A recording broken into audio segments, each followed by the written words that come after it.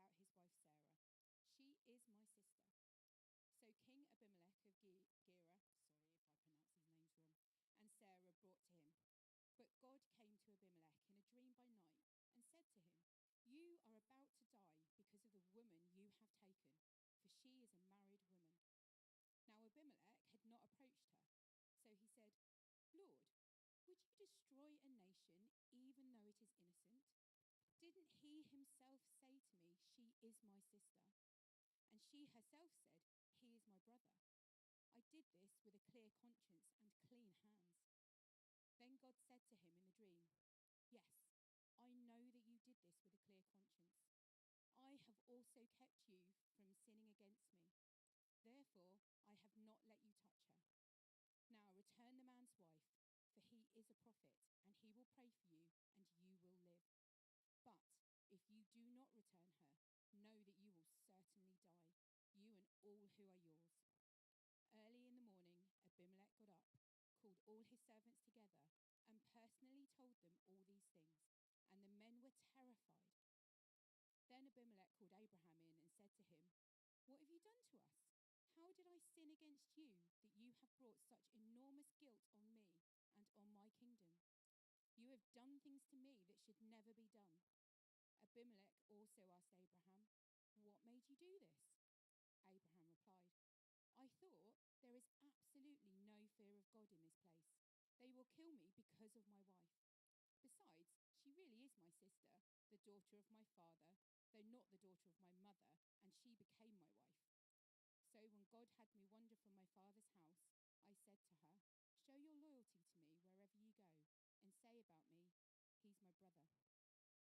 Then Abimelech took flocks and herds and male and female slaves, gave them to Abraham, and returned his wife Sarah to him. Abimelech said, 'Look, my land is before you. Settle wherever you want.' And he said to Sarah, 'Look, I am giving your brother 1,000 pieces of silver. It is a verification of your honor to all who are with you. You are fully vindicated.' Then Abraham prayed to God, and God healed Abimelech, his wife, and his female slaves, so that they could bear children. For the Lord had completely closed all the wombs in Abimelech's household on account of Sarah, Abraham's wife." Amazing.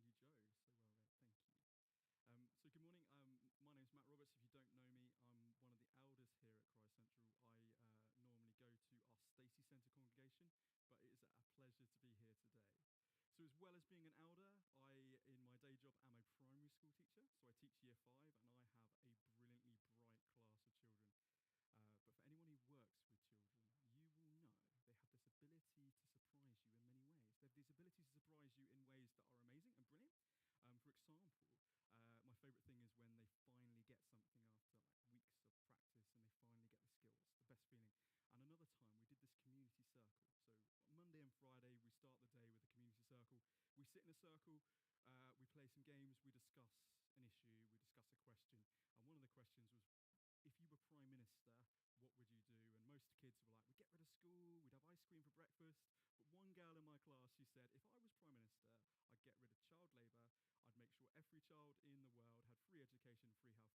And I went, wow, I'm voting for you. But then they had this ability, and I'm going to sound like I'm in a therapy session right now, because I have worked out that I've been teaching my class for 110 days. So every day before break, we have to stand up behind our chairs quietly before we go out. Every day before lunch, we have to stand up behind our chairs before we go out. Every day after, just to go and get our home stuff, we have to stand behind our chairs quietly, and then we get to go home. And I worked out, and my maths is pretty good, 110 times 3 is 330. So we had 330 attempts. And I won't get you to guess how many times it is, because it's incredibly low. Twice in 330 times have my class managed to stand up without talking and then go out for break. Another example is every day, so this is only 110 times, so we can give them a bit of benefit of the doubt. Only 110 times we've done this. Every day after lunch, the instruction is simple. Come in, put your stuff away, read a book. Twice this year, my class have managed that. So 2 out of 110 times. I mean, it's better, but it's still not great. And I'm going to be honest, I get very frustrated, because some of them look at you like you've just spoken in a different language and they have no idea what a book is. And they're like, And I'm like, we say this instruction every day. But I'm going to stop my moan because actually, in grand scheme of things, this is such a small thing. It's such a petty thing to be frustrated by. But when people make the mistake over and over again, it can be really frustrating. But I stand here and I think actually, in reality, it's a tiny thing. And I know personally that I've done things that are harder, bigger, worse than this, that have caused more pain and more costly mistakes. So today we're going to be continuing our series in Genesis. We're going to be looking at Genesis 20. And we're going to be answering some questions. We're going to be looking at the characters within this story. There's 3 main characters we're going to look at. We're also going to be asking the big question, whether the mistakes that we make get in the way of God using us. So I'm just going to pray. Yeah, God, I just really pray to thank you for your mercy. I pray to thank you for your grace. I pray to thank you that you send us stories in the Bible that inspire us to make the right choices, to follow you more. And I really pray as we come to this story today that we see a man that messes up but is still loved and still shown so much grace by you. I pray for that in your name, Jesus. Amen. I think it might be quite useful because some of us, this might be your first week here. We've been looking at Genesis for quite a few weeks now, so I'm just going to kind of give us a quick overview of what we've covered so far. So we follow the story, starting off with a man called Abram. He is definitely like my year 5 class. He is a man who can do amazing things, but also like my year 5s, it's almost like he hasn't heard the instruction that's been given to him over and over again. We started off in chapter 12. So God calls Abram at that point and asks him to leave everything. No map, no idea, no clear plan, just a promise. And Abraham goes, starts off really well, an incredible act of faith, tick for Abraham. But almost immediately, we see he's very human. A famine hits, he heads to Egypt, and things get complicated. It won't be his last time that this happens. Abraham and his nephew Lot, they settle back in the land. Their flocks grow so big that they have to separate, and Lot chooses the lush land near Sodom, which, as we discover, later on is not a great place to choose. God keeps reminding Abram of his promises: lands, descendants, blessings. Abraham believes, but he also doubts. Sarah, his wife, she also doubts. In chapter 16, they take the matters into their own hands. They take a slave girl, Hagar, and a baby is born through her. And these consequences ripple and are painful. But in these moments of pain, we see a God that sees, we see a God that hears, and we see a God that cares. By chapter 17, God reaffirms his promise, his covenant with Abraham, and he changes his name to Abraham, and Sarah's name to Sarah, which I prefer because I can say Sarah a bit easier. And they promise a son through Sarah herself, and the name that's given later on, it's a bit of a spoiler because we're looking at that in the next couple of weeks, is Isaac, which means laughter. So laughter is brought to this story. And then last week, we looked at the sobering chapters of Sodom and Gomorrah, God's justice of both justice and mercy being both on display. Abraham intercedes, his cousin Lot is saved, but the city falls. And once again, we're reminded that human choices can lead to brokenness, and yet God continues his purposes through deeply imperfect people. So we get to today's verse, today's set of verses, today's chapter. I became a Christian when I was about 14, 15 at a festival. It was great, and I learned very early on, like the Bible was this really important book that we had to follow. And I think I remember one youth session. It might have even been this story. I can't remember. It was that long ago. But we looked at this story in Genesis, and these crazy things were happening. And I was thinking, am I meant to follow that? But I just want to remind you that the Bible is full of different types of books. Some are law, some are poetry and wisdom, some are letters or gospels. And the one today is a historical book. So we are just looking at what happens. And my big advice, please do not follow Abraham's example in the story. Absolutely not. That's not what I'm saying. So what we're going to do is we're going to go through verse by verse, and then I'm going to pick up on the 3 main characters we see in this story, and then think about how that applies to our lives. Wonderful. So we start our chapter 20. From there, Abraham traveled to the region of Negev and settled between Kadesh and Shur. While he was staying in Gerar, Abraham said about his wife, "She is my sister." So King Abimelech of Ger had Sarah brought to him. So we start this story by them moving. The last chapter was Sodom and Gomorrah. So perhaps, we don't know for sure, but maybe Abraham's moved because he doesn't want to look out and see the city that was destroyed. So he's moved on. And they're now staying in Gerar, and Abraham has told people that Sarah is his sister, which we learn later on is kind of true. It's kind of true. And they come across a man called King Abimelech of Gerar, who's a powerful man. And he literally goes, I want you to bring Sarah to me, to be my wife, to be my harem. And this is actually the second occasion for poor Sarah that she's been taken as a wife or harem by a powerful man. We saw that in Genesis 12, where we saw Pharaoh take Sarah. But I've always wondered, and actually I love preaching, obviously I love looking into God's word, but one question I'd always asked when I looked at this verse was, why do two powerful men want Sarah in her old age to be their wife? So we are told in the Bible that she is a beautiful lady, but she's also connected to Abraham, who's this really rich, important man.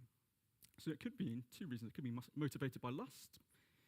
In that day, actually having a harem was quite a political statement as well, so it could have been that it was a great thing to have one of Abraham's group into Abimelech's household.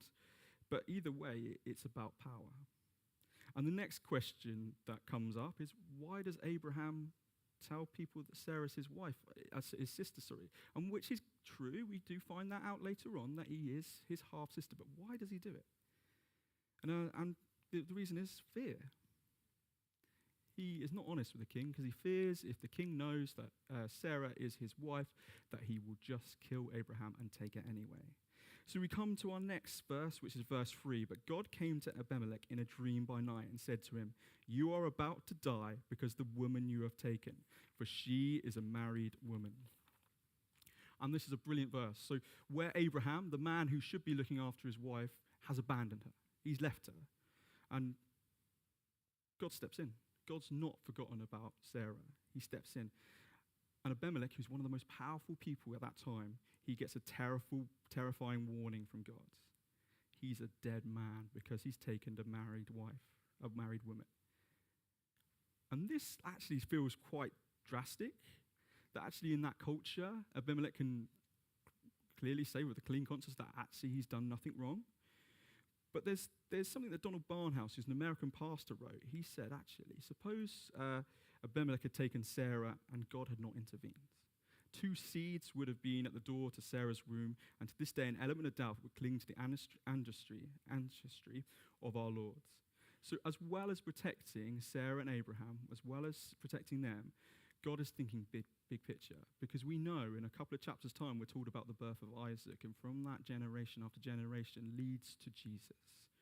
And potentially, if God hadn't intervened, it would have been unclear who the father of this child would be and would have caused lots of trouble. Now, Abimelech had not approached her, so he said, Lord, would you destroy a nation even though it is innocent? Didn't he himself say to me, she is my sister? And she herself said, he is my brother. I did this with a clear conscience and clean hands.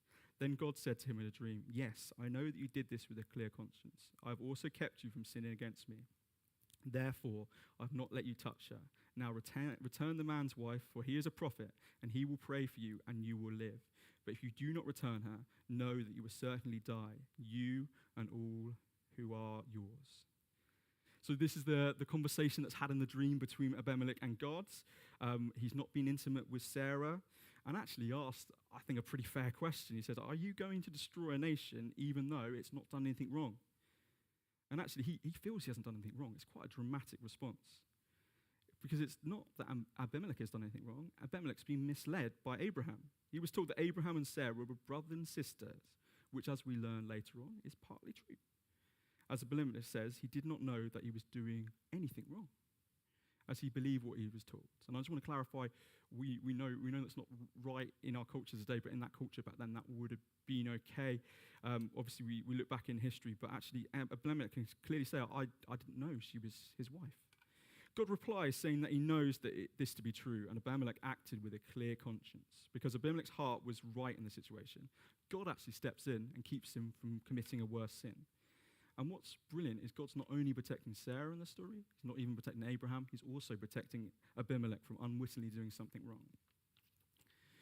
So he gives him quite a firm warning. He says, if you do not return Abraham's wife, then bad things will happen. So even though Abraham has messed up and is in the wrong, God is still with him. He still has his hand on Abraham, and he refers to him as his prophet and a man of powerful prayer. And Abimelech is given the choice here. Sarah returning to Abraham, and Abraham praying for his household and them living, or keeping Sarah and all the household dying. And quite a clear choice, I feel. But what I love reading the Bible. I think it's amazing. And every time you do this, something you pick up. And what I love about this moment is God still gives the choice. It's not forced upon Abimelech. There's the choice. I mean, it's an obvious choice, but there's still a choice. And in verse 8, early in the morning, Abimelech got up, called all his servants together, and personally told them all these things, and the men were terrified. So after waking up, the first thing Abimelech does, he takes this really seriously. He gets all his servants together, and he tells them about it. And understandably, these men are terrified and definitely hoping, praying, crossing fingers, that Abimelech gives back Sarah. So then Abimelech called Abraham in and said to him, "What have you done to us? How did I sin against you that you have brought such enormous guilt on me and my kingdom? You have done things to me that should never be done." Abimelech also asked Abraham, "What made you do this?" And I think this is probably the saddest part of the story, or one of the saddest part of the story, that actually the pagan king is the one in the right, the man of God is the one in the wrong. And I just find that just so sad. And actually the questions that are asked are really valid. Why have you done this? Why have you done this? But the reason is Abraham feared man. He didn't trust God. And that's the reason he's done this. But he doesn't reply in the best way. He just says, Abraham, in verse 11 says, Abraham replied, "I thought there was absolutely no fear of God in this place. They will kill me because of my wife. Besides, she really is my sister, the daughter of my father, no, though not the daughter of my mother, and she became my wife. So when God had made me wander from my father's house, I said to her, 'Show your loyalty to me wherever you go and say about me, he is my brother.'" So this is a perfect opportunity for Abraham to get it right. This should have started with, "I am so sorry, Abimelech. I have dishonored you. I've dishonored your household. I've dishonored my wife. I've dishonored my God." This should have been a perfect opportunity for Abraham to go, "I want to honor you. I want to honor God. I want to honor my wife." But sadly, his response is just full of excuses, and he tries to blame everyone else other than himself. So the first excuse, he's like, "There's no fear of God in this place." And because of that, he feared for his life. But the real problem is, it's not he feared, again, I'll say it again, he didn't trust God. And he didn't trust the promises that God had placed in his life. And he trusts his own strength and wisdom more than God. And actually, he tries to justify his actions by saying, "Yeah, actually, it was true that Sarah is actually my half-sister, and so it's half true." But actually, a half-truth said with the purpose to deceive is still a whole lie. A half-truth said with the idea of deceiving is still a whole life. And I just think, as we sit here, maybe we can think of times where we've recently lied, told the half-truth with the purpose to deceive. The next part in verse 13, we actually see him indirectly blaming God as well, as it was God who sent him on this dangerous journey away from the land of his fathers. So Abraham, because he was sent away from his homeland, had to think of ways to protect himself. So he's partly saying, "God, it's your fault. You put me in that situation. That's why I had to do it." And again, maybe that's something we think about. How many times do we go, "Oh, well, I was put in this situation. I had to." Verse 14. Then Abimelech took flocks and herds and male and female slaves, gave them to Abraham, and returned his wife Sarah to him. Abimelech said, "Look, my land is before you. Settle wherever you want." And he said to Sarah, "Look, I am giving your brother 1,000 pieces of silver. It is a verification of your honor. To all who are with you, you are fully vindicated." And again, we see the pagan king getting it right in such an honorable way. Even though he's been so dishonored, even though he's the wrong party, he gives gift and land to Abraham. He also maybe is a bit sarcastic, I think, when he says, "This is for your brother Sarah." But he gives 1,000 pieces of silver. And we looked at this in chapter 14. There's a part where Abraham decides he doesn't want to accept a gift from man because he wants to prove that his gifts come from God, his wealth comes from God and not from man. He doesn't want anyone to think in that point that man had made him rich. But because Abraham's compromised, he found it challenging to reclaim the same moral high ground. He also stated that Sarah is right, Abimelech says she was fully vindicated. And that's maybe because of what Abimelech said to her, or it might just be the fact that she humbly followed Abraham's instruction. And in the culture, Sarah's done nothing wrong. She's followed her husband in this situation. In verse 17, then Abraham prayed to God, and God healed Abimelech, his wife, and his female slaves so they could bear children. For the Lord had completely closed all the wombs in Abimelech's household on account of Sarah, Abraham's wife. So finally, Abraham gets a tick in his book, and he prays for Abimelech and his household. God heals Abimelech, but we're not really sure what of, but we know he's been healed. And also we know that the female members of the house are now able to have children again. And this was done to close the wombs to protect Sarah again. So we're just going to now, by finishing by looking at these three main characters in our story, and it tells us a lot about God's heart for us. So starting with Sarah, and I think Sarah's part of the story just shows God's heart is for the most vulnerable and for the most in need of protection. So poor old Sarah, this is the second time in Genesis that she's been let down massively, abandoned in a terrifying, scary place by the man she should trust beyond all, her husband. But instead of looking after his wife, Abraham is in fear and gives his wife to King Abimelech to save his own life. And his only thought in that moment is of himself, not of his wife. And she's in this terrifying situation in a foreign country, knowing no one. But God does not forget her, and he steps in. He saves her from the danger that her husband has put her in. God sees her and saves her. And this heart that God has for Sarah in Genesis 20 is the heart that we see throughout the Bible, for God's heart for the most vulnerable, the most broken, the most hurt. God guides, dignifies, and restores the vulnerable. And later on in Exodus, the next book after Genesis, in Exodus 22, 21 to 23, God actually brings into his law to protect the most vulnerable. In 21, it says, you must not exploit a resident alien or oppress him, since you were resident aliens in the land of Egypt. You must not mistreat any widow or fatherless child. If you do mistreat them, then you will no doubt that they will no doubt cry to me, and I will certainly hear their cry. In Psalm 68, verse 5, it refers to God as a father to the fatherless, a defender of widows, is God in his holy dwelling.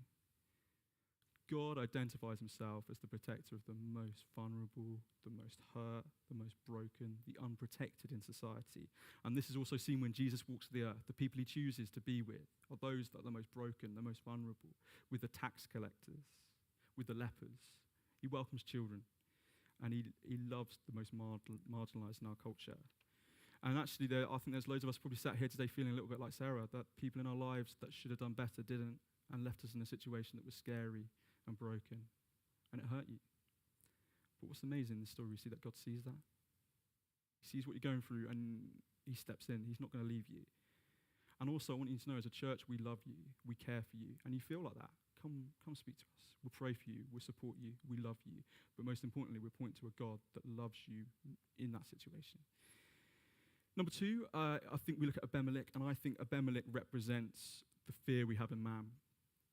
We don't actually know a great deal about him, apart from the fact that he's a Philistine king in Gerar, and that his name means my father is king. And I wonder if this is like a line until eventually your father is no longer the king, that you don't get called Abimelech anymore. But I only found out those two facts about him. Yet in Abraham's mind, Abimelech becomes a threat before he's even done anything wrong. And this shows us many problems that come with the fear of man. Firstly, fear of man distorts our judgment. In our story, Abraham assumes the worst. He convinces himself there's no fear of God in that place, and that he will be killed because of Sarah. By mentioning the place, it tells us that he feared for their safety because he didn't trust a foreigner. There seems to be a prejudice based on ethnicity here. He makes an assumption that a foreign man is dangerous, just like he did in Egypt.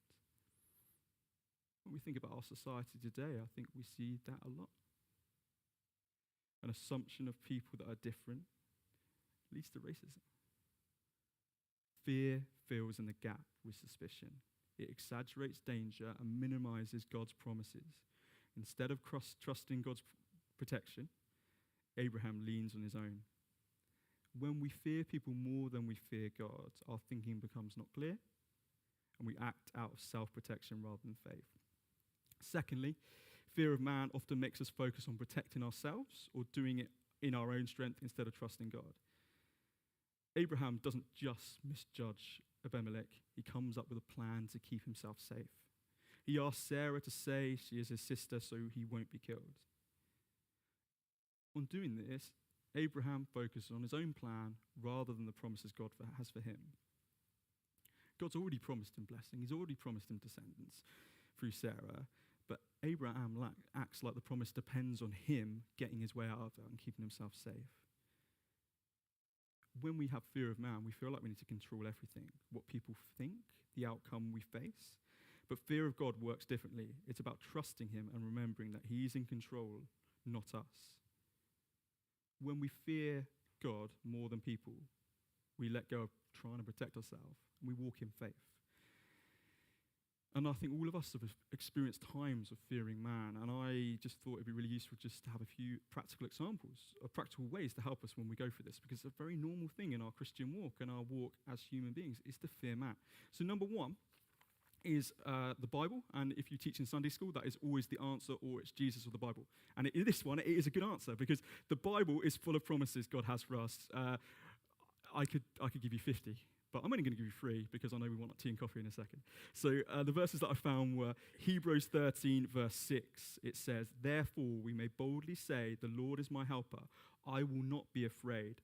What can man do to me?" Isaiah 41, verse 10. "Do not fear, for I am with you. Do not be afraid, for I am your God. I will strengthen you. I will help you. I will hold on to you with my righteous right hand." And the Psalms, brilliant books, a brilliant set of Psalms, and one I found, Psalm 46, verse 1. "God is our refuge and strength. The helper is always found in times of trouble." I could read so many from Psalms. Psalms, such an encouraging book if you're feeling like that. But also, I think remembering God's faithfulness in our own lives, in our own past. And I look around this room, and I'm not going to do this because it would be incredibly mean, but I could point out people who have testimony after testimony of where God is so good when times have been tough. When they feared man, they put their trust in God, and they have. And if you can't think any of your lives, please speak to others. There's so many people in this church who just have testimony after testimony. And we also have people, we mentioned earlier, our brothers and sisters in Iran who we're praying for. But we have people within our church who come from countries where being a Christian is scary. Being a Christian means you get caught, you're in a lot of trouble. But they will share incredible testimonies of God's provision in the scariest of places. Just like Abraham found us in a foreign country, lots of our congregation will be able to tell you stories of how God protects them in the most scariest of times. And finally, just learning to trust that God's got it, his ways are better. He's bigger than any worries we could have. And there's such a great freedom in that when we give it over to God. I'm a teacher, as I said. I went to a new school last September, and it didn't work out. And I had this horrendous time where my anxiety got so high, where I thought every conversation, every moment would be the moment where I was told I was fired and sacked. And it was horrendous. But I had a friend, Andy, who goes to our congregation at Stacey Centre. He's like, just give it to God. And every day after work, I'd sit in the car, and I'd pray and go, God, I give this to you. Jesus, I put this on the cross. God, I give it to you. I'm going to be honest, my situation didn't get any better. I left. But I felt better because I was no longer carrying this burden. I was no longer carrying this fear of man. I put it on the cross. And God is so good. I suffered with anxiety for about 12 years, and pretty much my whole teaching career, where every conversation would go worst case scenario in my head. And the last 6 months, I felt no anxiety. God is good. And God can break in those moments of fear. And finally, we move on to Abraham, who unfortunately is the villain of the piece. Everything Abraham does is out of self-interest.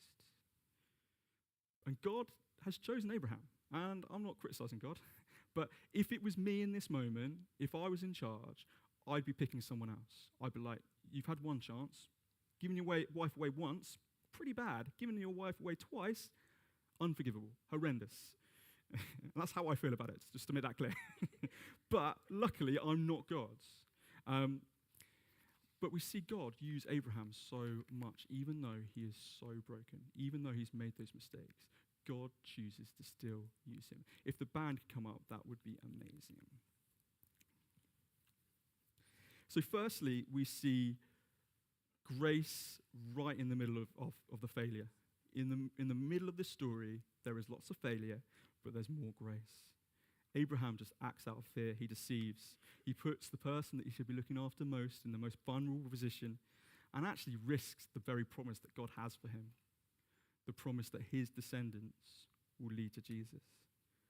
And yet, God doesn't walk away. He doesn't cancel the promise. He doesn't just say, that's it, I'll find someone else like I suggested. God remains faithful even when Abraham gets it wrong. That's grace. God's holding on to us even when we're not holding tightly back. There's also something I want to interject here. There's a great question that comes up in Romans 6, 1-2, and it talks about, should we just keep sinning because God's going to forgive us every time, basically? Should we, because grace is enough, we keep sinning? And that's not what it means, and that's not what I'm saying this morning. God wants us a freedom. And there was so much pain that came from Abraham's decision to do what he did, but God forgave. So that's encouragement there, that when we mess up, there is forgiveness. But actually, there is pain from when we make those choices. And God isn't a harsh God. He wants us to stop sinning because actually, he wants us to have a freedom. So I'm just making sure that's really clear, that I'm not just saying that we can just do whatever we want because we can get forgiven. That's true, but it's not what God, the heart that God has for us. And it's not the freedom that God has for us. Secondly, we see grace in God stepping in. Before great harm is done, God intervenes. He warns Abimelech in a dream and prevents him from sinning. Abraham's fear and actions could have caused serious damage, but God restrains the situation. And this is probably something we can't actually answer, but I wonder how many times in our life God has stepped in. I guess we don't know, but that's grace. Thirdly, we see that God's grace isn't narrow. It doesn't just cover Abraham. God shows kindness to Abimelech as well. He warns him, protects his household, and keeps him from guilt. And God's grace reaches further than we can imagine. And finally, we see restoring grace. Abraham is still called a prophet. He still is used by God to pray. Healing still comes. His failure is not the end of the story. God restores him and continues his purposes through him. And this example in Genesis 20 gives us great hope. Even when we mess up, even when we fall short, even when we do things that we are embarrassed about, God's grace is more than that. He forgives, he loves. So I'm just going to pray. Yeah, God, I just really pray to thank you for your heart, for the three people in this story. That I pray to thank you, your heart for Sarah, the most vulnerable, the most broken. And I pray for that, thank you for that, the heart you have for us today. I pray for those in the congregation who are sat there feeling like Sarah, that thinking that they're in a situation that someone else has put them in. I pray you step in. I pray you remind them how much they're loved and that you see them, God. I pray to thank you for Abimelech, that example of the foreigner, that you love people of all countries, all tongues, all creed, all colours, that your heart is for those to know your son. And I just really pray for the countries that it is tough to be a Christian, where it is dangerous to be a Christian, that you protect them, God. And I pray finally, thank you for that example of Abraham, a man who messes up so much in the story, but is still used by you. And I pray to thank you for your grace for us. I pray to thank you, your grace is so much more than we deserve, but you give it. And I pray for those who are maybe feeling condemnation. I really pray that you just free them of that remind them that they're loved no matter what they've done. And I just really pray for us as a church that we strive to be more like you. I pray to thank you that there is a grace when we mess up. But I just really pray to thank you. Your heart for us is so strong in this story. You love us even when we mess up. Your heart is for the broken, the lost, the foreign. And I pray to thank you for who you are revealed to be in our story today. I pray for that in your name, Jesus. Amen.